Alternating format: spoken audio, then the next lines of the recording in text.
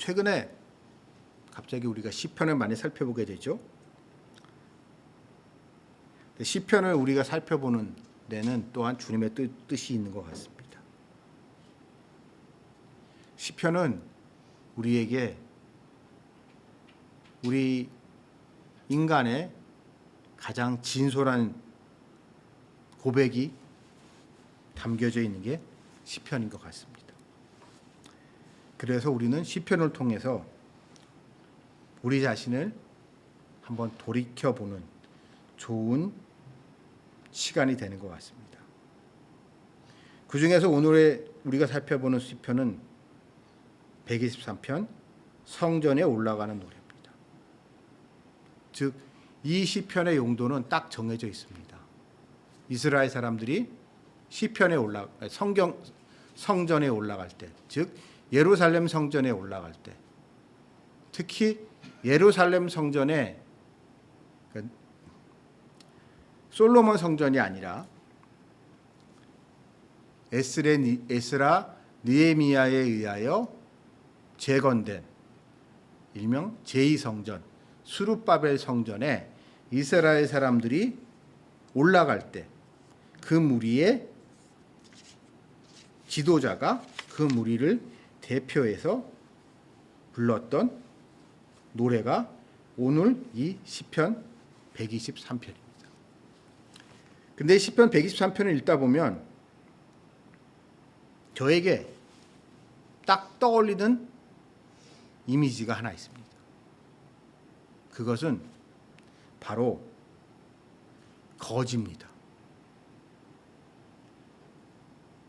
제 눈에는 오늘 이 시편을 보면 이스라엘 사람들은 마치 거지가 구걸하듯이 하나님한테 구걸하고 있습니다. 제 눈에는 그러한 이스라엘 사람들의 모습이 보입니다. 그러면서 우리는 중요한 역사적 사실에 대해서 교회 역사에 있어서 중요한 한 장면이 저에게 떠올랐습니다. 우리 개신교 하게 되면 보통 종교개혁 생각을 하고 종교개혁 하게 되면 마틴 루터가 생각이 나고 마틴 루터 하게 되면 이신칭의가 생각이 나고 오직 믿음으로 구원을 받는다 이신칭의가 생각이 나고 이신칭의가 이신칭의 하게 되면 주로 우리에게 제일 먼저 떠오르는 게 로마서하고 갈라디아서입니다.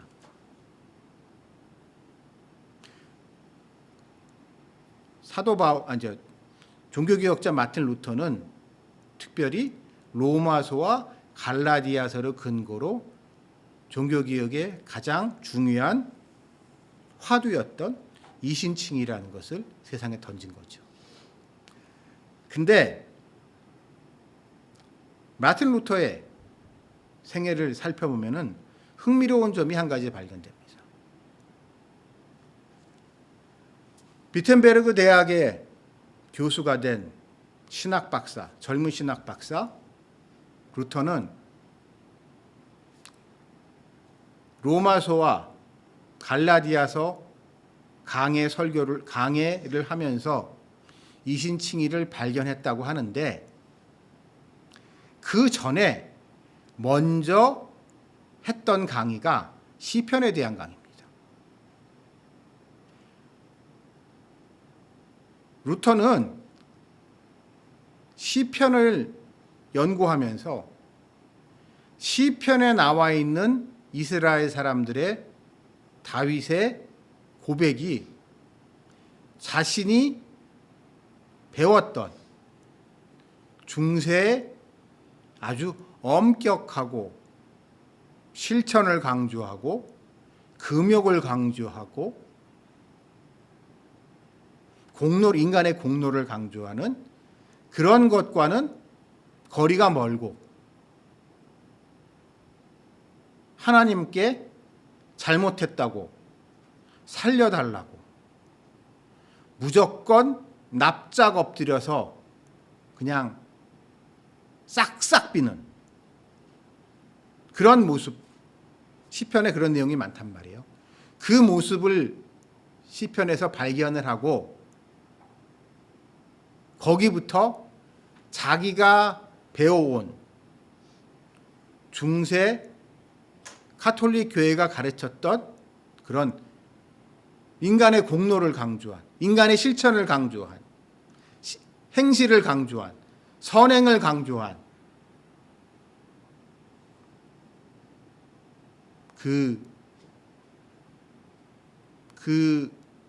거기에 균열이 가기 시작했고, 그런 균열이 간 상태에서 로마서를 읽다가 갈라디아서를 읽다가 결정적인 전환점을 맞이하게 됩니다.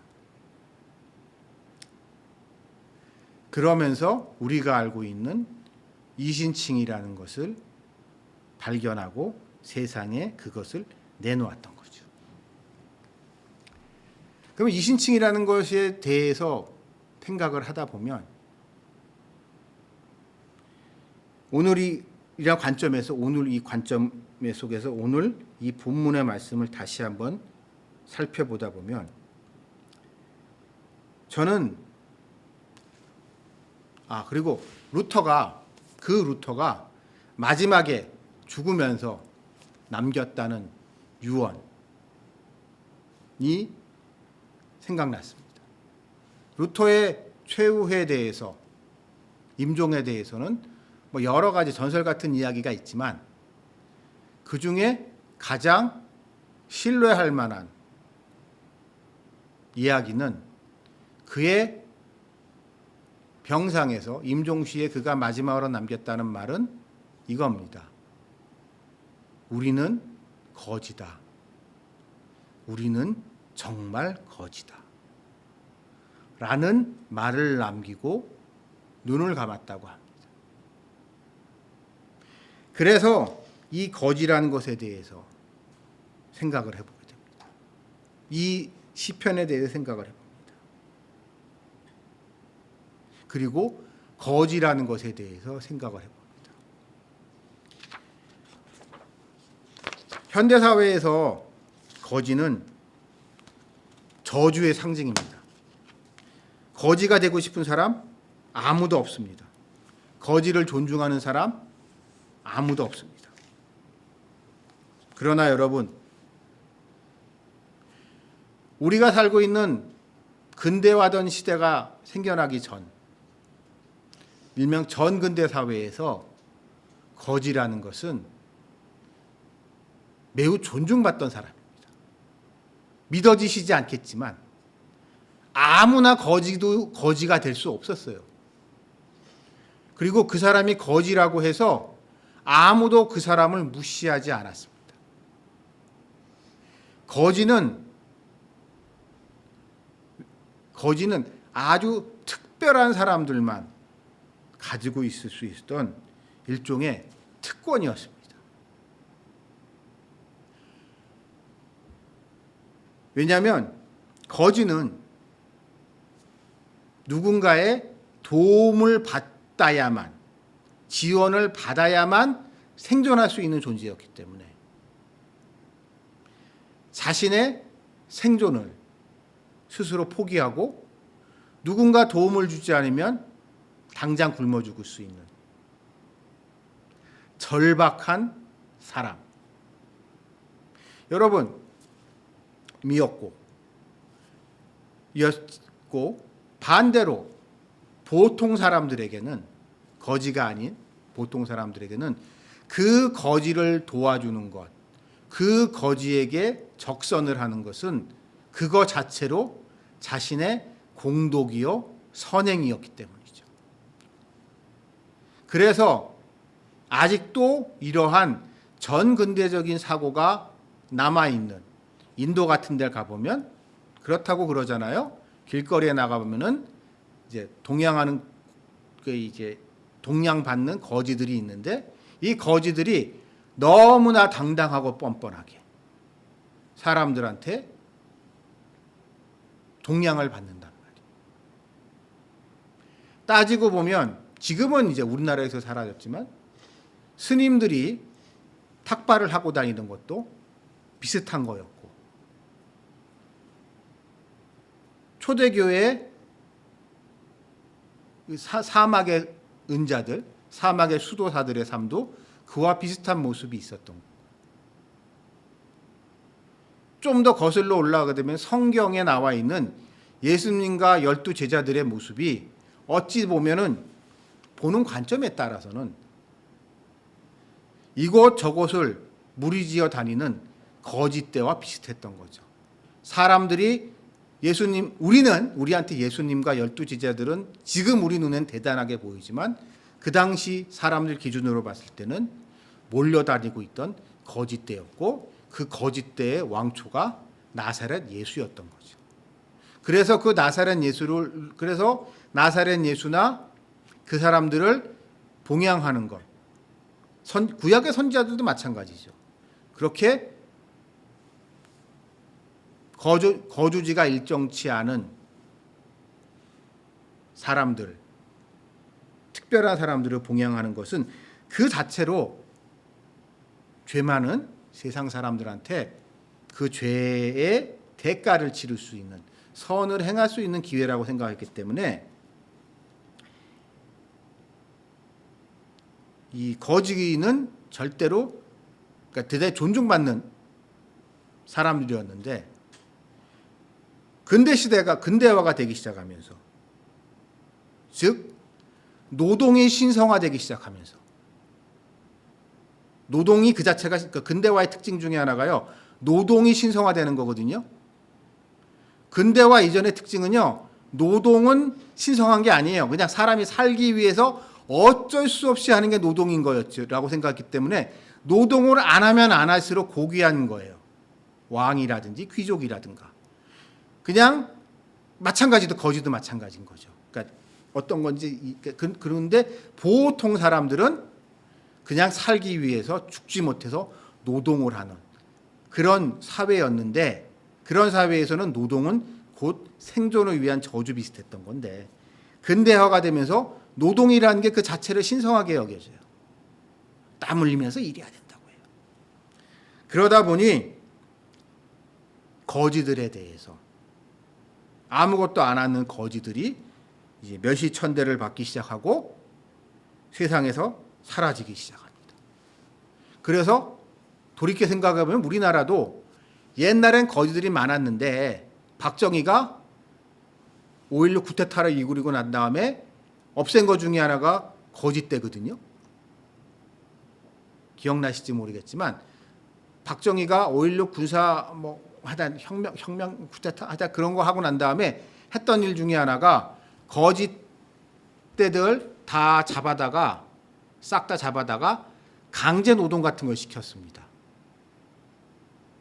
노숙자들을. 그러면서 거지가 우리나라에서 없어지기 시작을 했죠. 왜냐하면 경제발전이라는 관점에서 그렇게 노동하지 않고 남한테 빌붙어 사는 사람은 나쁜 사람이었기 때문이죠. 우리는 그것이 오늘날 우리에게 상식이지만 그 상식은 결국 물질주의적 세계관, 황금 만능을, 돈이 전부고 어떠한 물질적인 것이 중요하다는 물질주의적 세계관이 우리를 자리 잡고 있기 때문이죠. 그런 사람들을 통하여 우리가 누릴 수 있는 축복의 가능성은 아예 미신적인 것이라고 하면서 없애버린 거고요. 그런데 오늘 이 말씀 속에 이스라엘 사람들의 상황을 한번 살펴봅시다. 저에게 이 이스라엘 사람들의 모습은 거지랑 비슷한 존재예요. 그 사람들은 남유다가 멸망하고 바벨론 포로기를 거쳤습니다. 바벨론 포로기를 거치면서 물론 페르시아, 바사의 고레스, 사이러스가 그 지역을 평정하고 난 이후에 민족 융합책을 쓰면서 이스라엘 사람들도 고향으로 돌아갔고 예루살렘 성전을 다시 재건하면서 그들의 여호와 하나님을 섬기는 그들의 신앙을 다시 회복할 수 있었지만 대부분의 이스라엘 사람들의 삶은 어땠을까요? 거짓 때나 마찬가지입니다. 자, 지금 이스라엘 땅에서 전쟁이 많습니다. 왜? 이스라엘 사람들의 삶이 과연 어떨까 한번 생각을 해봅니다. 그들이 수천 년 동안 어떻게 살았을까 한번 생각을 해봤습니다. 오랜 시간 이스라엘 사람들의 특징은 땅이 없었습니다. 이스라엘 사람들은 이곳저곳 정처 없이 떠도는 나그네와 같은 인생을 살았습니다. 여러분, 근대화 이전 사회의 특징 중에 하나가요. 땅은 아무나 가질 수 있는 게 아니었어요.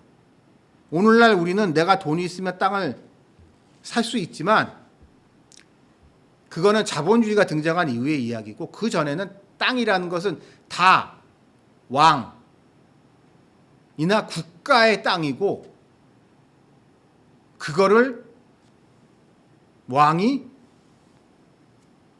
이렇게 하사하는 거죠. 내려주는 거죠. 근데 나라가 없는 이스라엘 사람들한테는 그런 땅이 있을 수가 없죠. 그래서 이스라엘 사람들은 농사를 지을 수 없었고 농사 지을 땅이 없으니까 이것저것 떠돌아다니면서 살았습니다. 그러다 보니 그들은 그 과정에서 자연스럽게 장사를 배우게 됐고 다양한 나라에 돌아다니다 보니까 다양한 나라의 정보를 얻게 됐고 그것을 바탕으로 결국 장사를 하게 됐고 그래서 그들이 오늘날의 이렇게 자본주의 사회에서 대단한 민족이 됐지만 그 이전에 오늘의 말씀 속에 것 같은 고대 사회에서 이스라엘 사람들의 모습은 중동, 지금의 중동 지역, 지중해 지역 여러 곳에 흩어져 살고 있습니다. 팔레스타인 지역 가보신 분 알겠지만 농사짓기에 적당한 땅이 아닙니다. 너무 좁은 땅이. 그러니 그들은 생존을 위해서 각 곳에 흩어져서 이 일 저 일 하면서 살았는데 그러다 특별한 절기가 되면 335 모여 예루살렘 성전으로 일종의 성지순례를 갔던 것이고 그 성지순례를 하면서 오늘의 이 노래를 부른 겁니다. 그들은 이 헬레니즘 사회, 그러니까 신구약 중간기죠.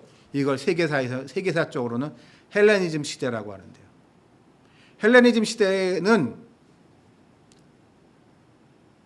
겉으로 보기에는 동서양의 문화가 융합이 마케도니아의 알렉산더 대왕을 통하여 동서양 문화가 융합되면서 화려하고 아주 이제 화려한 문화가 꼽히고 그 다음에 지식적으로도 지성적으로도 놀라운 발전이 있는 것 같지만 다른 한편으로는 알렉산더 이후에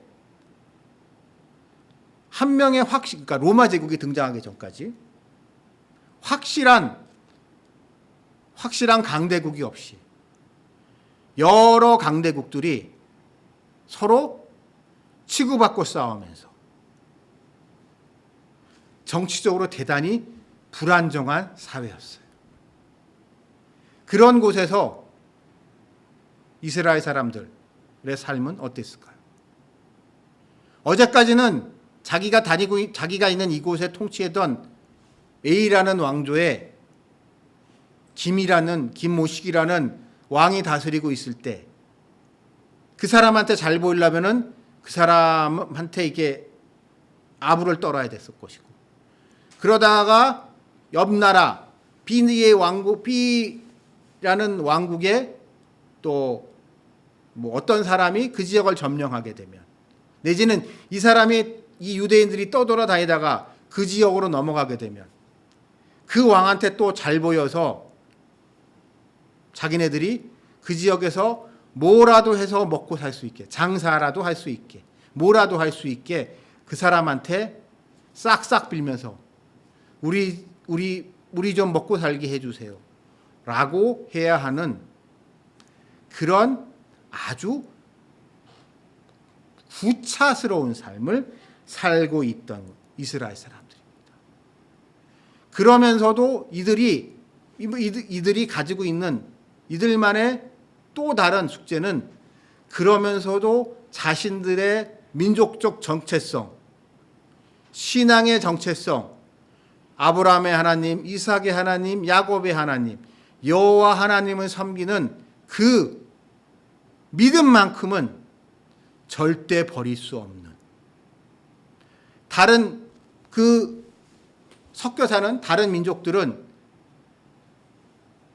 새로운 통치자, 새로운 권력에 대해서 똑같이 이렇게 저렇게 빌붙어 살겠지만, 그 사람들은 이 왕이 이거 하라면 하고 저 왕이 저거 하라면 하지만,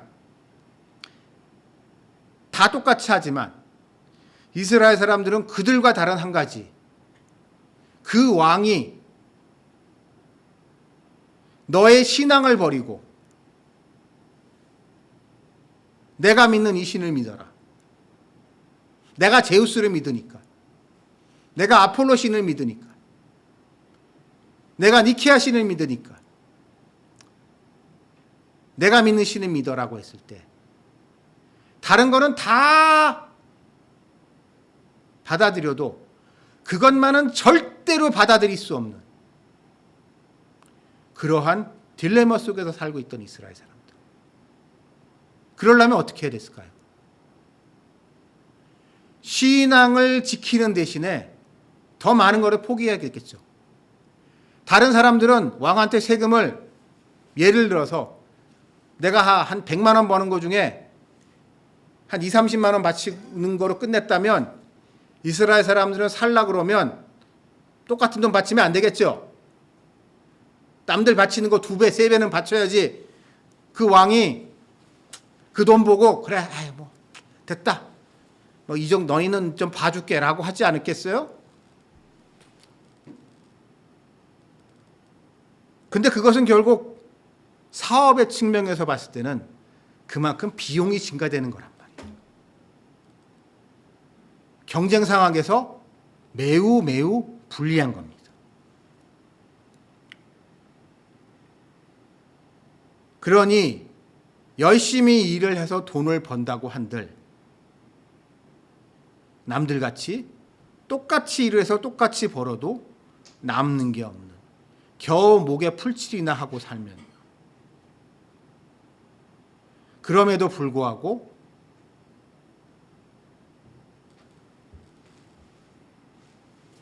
자신이 믿음을 포기할 수 없는 그러한 모순적 상황, 절박한 상황에 살던 사람들이 이스라엘 사람들입니다.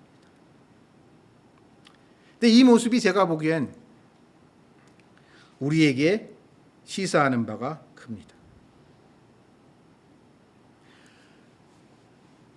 지난 한국에 교회가 들어온 지 한 120년 정도 됐죠. 100년 좀 넘었는데, 과거에는 교회 다니는 게 좋은 게 많았습니다만, 오늘날에는 교회 다니면 참 어려운 게 많습니다.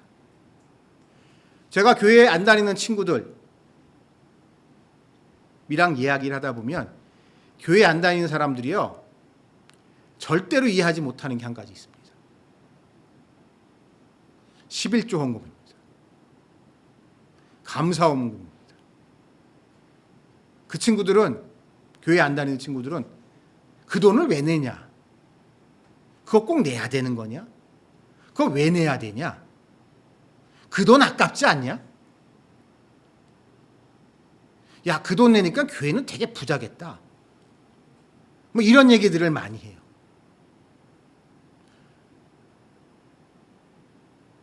근데 이거를 반대로 생각을 해보면 교회 다니는 우리는 세상 사람들에 비해서 참 불리한 게 많습니다. 만약에 장사를 한다 칩시다. 뭐 요즘은 세상이 좀 달라져서 좀 그렇지만 남들은 본인이 원한다면, 본인이 의지만 있다면 1년 365일 하루도 쉬지 않고 돈을 벌 수 있지만 교회 다니는 사람은 일주일에 한 번, 일요일 날은 돈 벌면 안 되는 거고 교회 가야 되니까, 성수주의를 해야 되니까 돈은 그만큼 노동시간의 7분의 1을 포기하는 거잖아요. 그게 결국 그만큼 매출과 소득을 그만큼 포기해야 되는 거니까 이게 적지 않은 거고, 따지고 보면. 또한 그렇게 해서 버는 돈의 10분의 1, 최소 10분의 1, 11조를 내고 또 무슨 일이 있으면 감사원금을 내고 이런다는 게 교회 교회 안 다니는 사람들에 비해서 경제적인 면에 있어서 참 불리한 겁니다.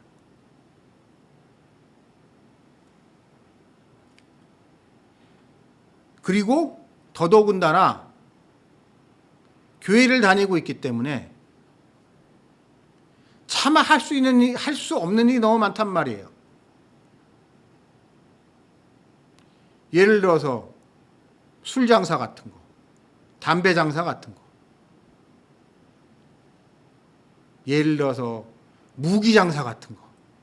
여러분 무기 거래 같은 거면 돈 무지하게 많이 버는 거 아시죠? 근데 이 교회 다니는 사람이 그런 무기 같은 거 사고 팔아도 될까요? 특히 그런 무기 같은 거 사고 팔 때 불법적인 거래들 있잖아요. 무슨 마피아나 이런데, 무슨 내전 지역이나 이런데 막 몰래 무기 같은 거 밀수출하고 이러는 거 하면은 진짜 돈 막 억수로 떼돈 버는 것 같은데요. 막 돈 몇백억은 돈도 아니고 몇천억 막 이렇게 어마어마하게 돈을 버는 것 같은데, 그런 나쁜 짓을 하면 교회 다니는 사람이 그런 짓을 할 수는 없잖아요. 설사 그런 기회가 온다고 할지라도. 이런 수많은 것 때문에 우리 교회 다니는 사람들은 참 알게 모르게 치르는 대가가 참 많습니다. 근데 참 흥미로운 거는 제가 주변에서 보게 되면은요, 그럼에도 불구하고 그 신앙생활을 잘 해온 사람들이 결과적으로 더 잘 되는 경우가 많은 것 같아요. 훨씬 불리한 핸디캡 속에서 똑같은 경쟁에서 핸디캡이 있음에도 불구하고 결과적으로 잘 되는 경우가 많은데요. 왜 그런지 생각을 해보면 오늘 이 말씀 속에서 해답이 있습니다. 이스라엘 사람들이 오늘 이 성전에 올라가면서 얘기하는, 하나님께 말씀드리는 게 뭐예요? 나 살려달라는 거예요. 하나님, 나에게 은혜를 베풀어 달라는 거예요. 내가 잘했으니까 나 복 주세요가 아니에요. 어찌 보면 뜬금없습니다. 주인님, 마치 오늘의 종이 무슨 일을 합니다. 종은 마땅히 해야 될 일을 하는 거예요. 종은 주인이 시키면 시키는 대로 하는 겁니다.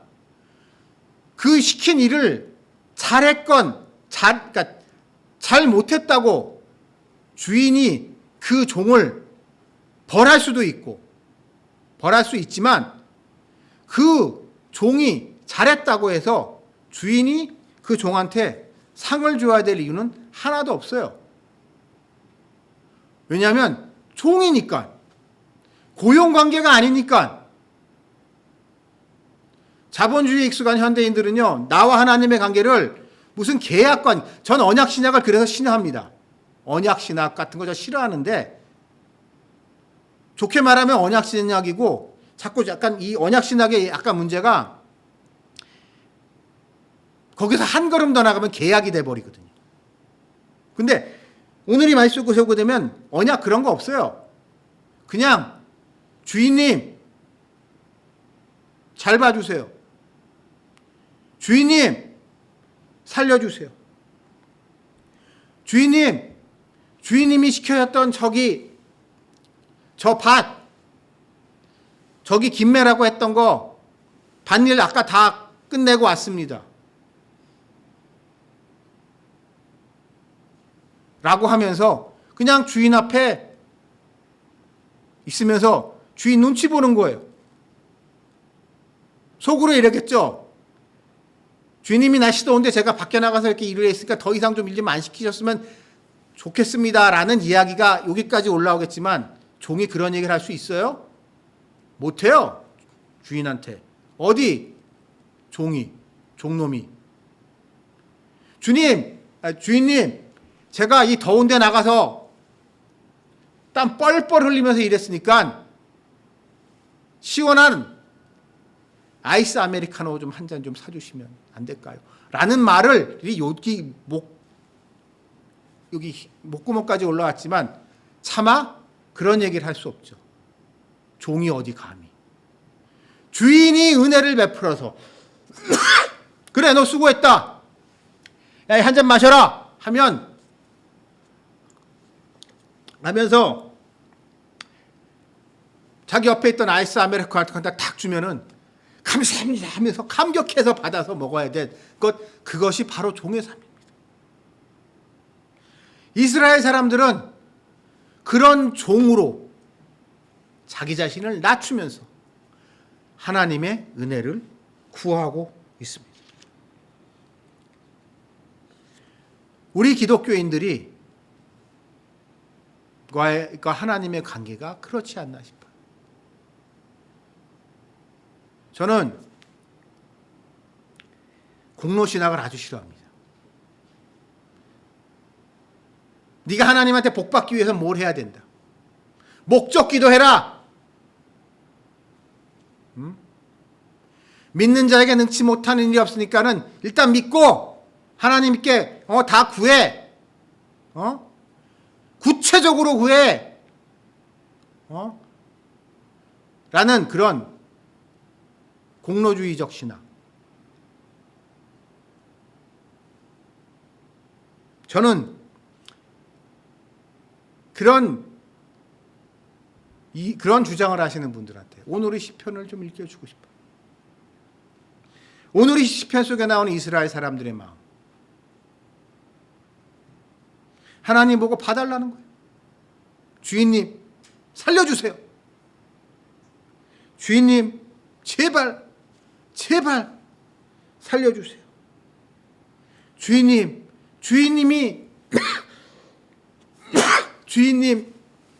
주인님이 저한테 좀 잘해주셨으면 정말 감사하겠습니다. 제가 저 밭에 나가서 일할 때 옆에 밭에서 일하고 있는 이웃집 종놈들도 거기 같이 와서 일하는데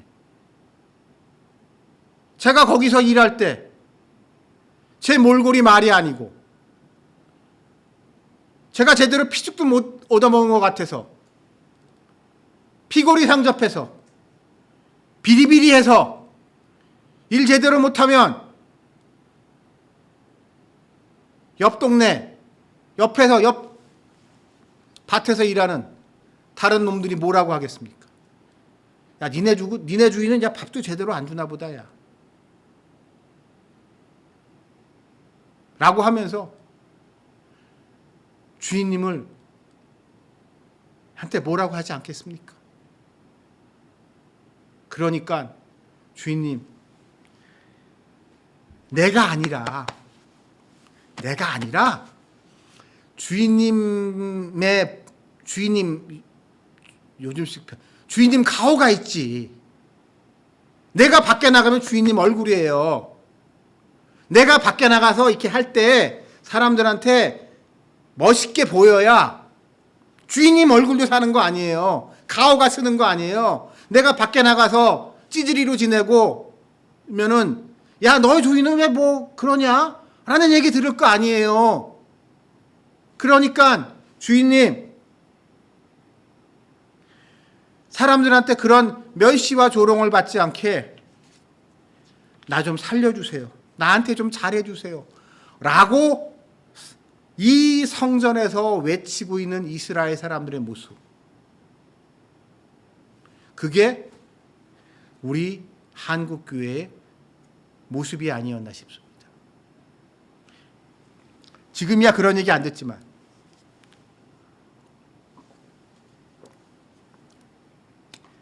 예수쟁이라고 욕먹고 재수 없다고 욕먹고 남들 일할 때 혼자 교회 가야 된다고 그러고 교회 가야 되니까 야근 못하겠다고 주말 특근 못하겠다고 옆에 있는 가게들 장사하는데 혼자 가게 문 닫고 교회 가고 지금 여러분 우리 주변에서는 이제 그런 모습이 대단하지 않게 생각할지 모르겠지만 교회 다닌 사람이 전 국민의 5%도 안 되던 지금으로부터 50년 전의 모습을 생각해 보세요. 이게 얼마나 황당한 모습인가. 얼마나 그 동네에서 보면 재수 없는 인간들로 보이나. 그런 와중에 교회에 왔던 사람들, 우리의 믿음의 조상들은 뭐라고 얘기를 했을까요? 하나님한테 그냥 엎드리는 겁니다. 살려달라고.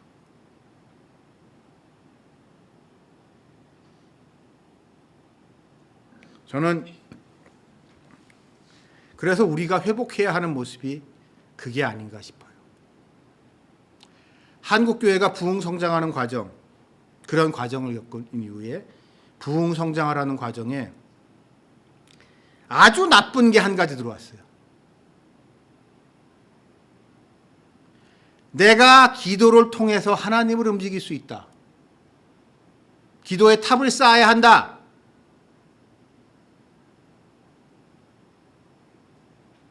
여러분, 하나님은 하나님이 원하시는 일을 하십니다. 내가 기도한다고 해서 하나님이 원하시지 않는 일을 하시던 것도 아니고 내가 기도 안 한다고 해서 하나님이 원하시는 일이 일어나지 않는 것도 아닙니다.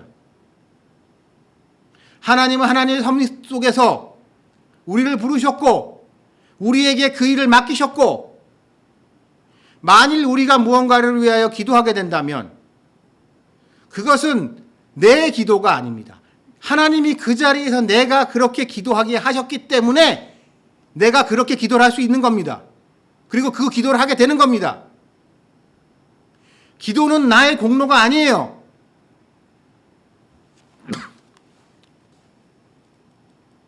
말할 수 없는 탄식으로 기도하게 하시는 그분이 하나님이십니다.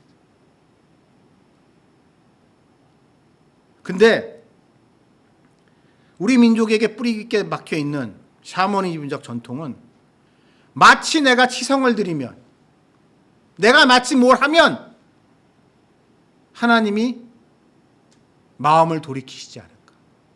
여러분, 전 점쟁이들이 싫어합니다. 무당들이 싫어합니다. 왜요?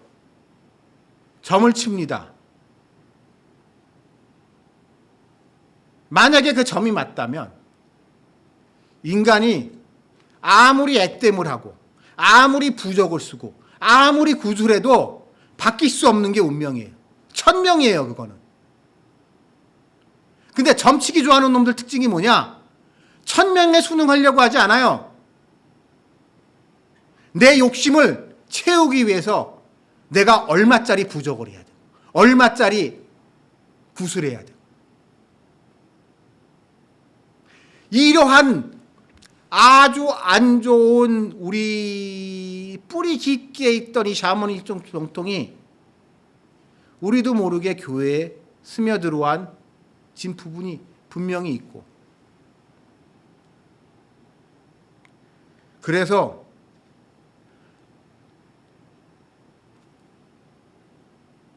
당연히 무언가를 해야 하고, 내가 무엇을 했기 때문에 당연히 하나님은 그거를 응답하셔야 되는 모좀 본말이 전도된 모습. 제가 전도를 하기 위해서 사람들을 만납니다. 교회를 안 다니는 사람들을. 교회를 안 다니는 사람들 중에 이런 분들 생각보다 많아요. 너 왜 교회 안 나가냐 그러면, 야 옛날에 우리 교회 열심히 다녔던 건 몰라 임마. 우리 엄마가 짜시가 임마. 우리 엄마도, 우리 할머니도 권사였고 우리 엄마도 옛날에 교회 열심히 다녔어. 그러면 짜식면 너도 교회 가야지 이 자식아. 그러면 야 우리 할머니가 말이야, 우리 엄마가 말이야, 그렇게 교회 열심히 다니고 그렇게 교회 치성 헌금 열심히 드리고 그렇게 교회 맨날 나가가지고 새벽 기도하고 11조 꼬박꼬박 바치고 교회 충성봉사 헌사했는데 우리 집 꼬라지는 왜 이 모양의 꼴인데, 구하라며 바치라며 그래서 구하고 바치고 헌신하고 봉사했는데 응답받은 거 하나도 없어. 하나님 살아계신 거 맞아? 라고 하면서 열받아 하는 사람들을 만나요. 전 그러면 그 친구들한테 솔직히 할 말이 없습니다. 왜냐? 그렇게들 많이 해왔으니까는요. 그렇게 한 사람 중에 그래요. 기도 응답받아서 잘 된 사람도 있죠.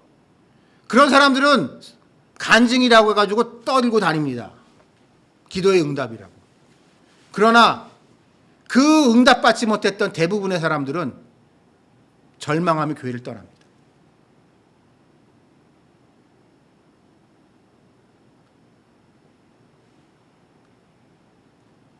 그렇기 때문에 우리에겐 오늘 이 말씀 속에 있는 이스라엘 사람들의 모습이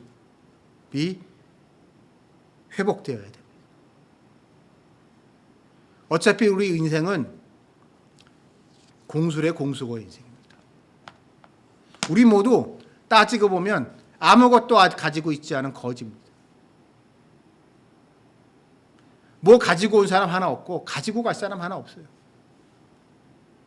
하나님이 보내셨고 하나님이 거두시고 그런 거지일 수밖에 없는 우리의 실존을 장악하면서 그냥 하나님 앞에 찍소리 하지 않고 엎드립시다. 하나님은 우리의 주인이시지 우리의 고용주가 아닙니다.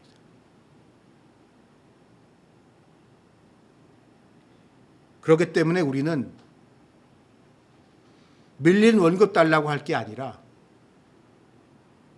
그냥 은혜를 베풀어 달라고, 주인님의 얼굴을 봐서 은혜를 베풀어 달라고 매달리는 오늘 이스라엘 사람들의 모습을 되새기며 하나님께 나아가시는 여러분들이 되시기를 주님의 이름으로 기원합니다.